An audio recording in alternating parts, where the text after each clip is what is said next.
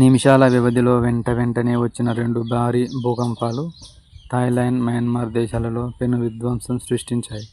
ప్రాథమిక సమాచారం ప్రకారం రెండు దేశాలలో 150 మందికి పైగా ప్రజలు మృతి చెందారు. 750 మందికి పైగా గాయపడ్డారు.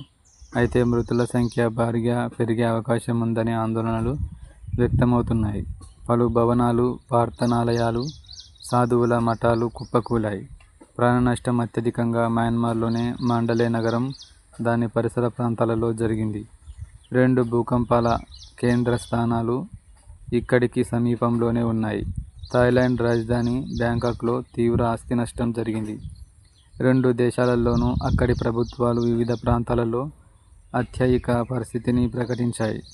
ప్రకృతి విపత్తులో చిక్కుకున్న ఈ దేశాలకు చేయూత అందిస్తామని భారత ప్రధాని మోదీ తెలిపారు. సహాయక చర్యలకు అండగా నిలుస్తామన్నారు. భూకంపాల ప్రభావం భారత్తో పాటు చైనా, బంగ్లాదేశ్లోని పలు ప్రాంతాలలోనూ కనిపించింది. థాయిలాండ్ రాజధాని బ్యాంకాక్లో భూకంప తీవ్రత 7.7గా నమోదైంది. ప్రకంపనల ధాటికి నిర్మాణంలో ఉన్న 30 అంతస్తుల భవనం పేకమేడలా కుప్పకూలిపోయింది.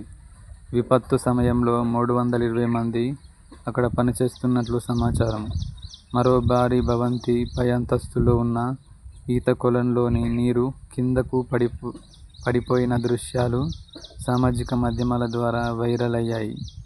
మరో చోట భారీ భవనం కుప్పకూలగా శిథిలాల కింద ఓ కార్మికుడు ఆర్తనాదాలు చేస్తూ కనిపించాడు. సహాయక బృందాలు రంగంలోకి దిగి రక్షణ చర్యలు చేపట్టాయి.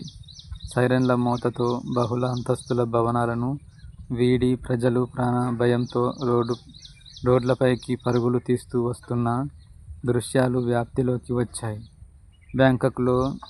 బ్యాంకాక్ నగరంలో వివిధ భవనాలు కూలిన ఘటనలలో 10 మంది కార్మికులు మృతి చెందగా 101 మంది గల్లంతైనట్లు ఆ దేశ రక్షణ మంత్రి వెల్లడించారు. 16 మంది గాయపడ్డారు. తొలిసారి ప్రకంపనలు రాగానే బ్యాంకాక్లో మెట్రో సేవలను నిలిపివేశారు. దీంతో భారీ ప్రమాదం తప్పినట్లయింది. రెండోసారి ప్రకంపనలకు మెట్రో రైలు కూడా ఊగిపోయాయి. థాయిలాండ్లో చాలా భవనాలకు పగుళ్లు ఏర్పడడంతో ఉద్యోగులు, ప్రజలు వాటిలోకి వెళ్లేందుకు భయపడుతున్నారు. దీంతో ప్రజలు వీధుల్లోనే ఉన్నారు. తాజా పరిస్థితుల నేపథ్యంలో థాయిలాండ్లో ప్రధాని షినావాత్ర అత్యయిక పరిస్థితిని ప్రకటించారు. భారత్లోని కోల్కతా, ఇంఫాల్లో స్వల్పంగా ప్రకంపనలు సంభవించాయి. మేఘాలయ ఈస్ట్ గారో హిల్స్లో 4 తీవ్రతతో ప్రకంపనలు వచ్చాయి. బంగ్లాదేశ్లోనూ 7.3 తీవ్రతతో భూమి కంపించినట్లు తెలుస్తుంది. చైనాలోని యూనాన్, సిచువాన్ ప్రావిన్స్లలోనూ తీవ్రంగా భూకంపం వచ్చింది. మయన్మార్లో వచ్చిన భూకంపం అత్యధిక శక్తివంతమైందని అమెరికా జాతీయ భూకంప సమాచార కేంద్రంలోని భూభౌతిక శాస్త్రవేత్తలు చెబుతున్నారు. 2 ఏళ్ల క్రితం ఇటువంటిదే తుర్కియో, సిరియాలో సంభవించడంతో భారీ ప్రాణనష్టం చోటుచేసుకుంది. మయన్మార్, థాయిలాండ్ జనసాంద్రత అత్యధికంగా ఉన్న ప్రదేశాలు కావడంతో వీటిని రెడ్ ఈవెంట్లుగా వ్యవహరిస్తామని వెల్లడించారు.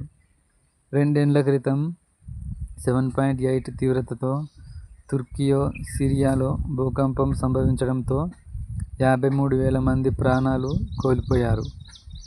అదే విధంగా ఇక్కడ కూడా భారీ ప్రాణనష్టం జరిగే అవకాశం ఉందని అమెరికా భూభౌతిక సర్వే సంస్థ పేర్కొంది.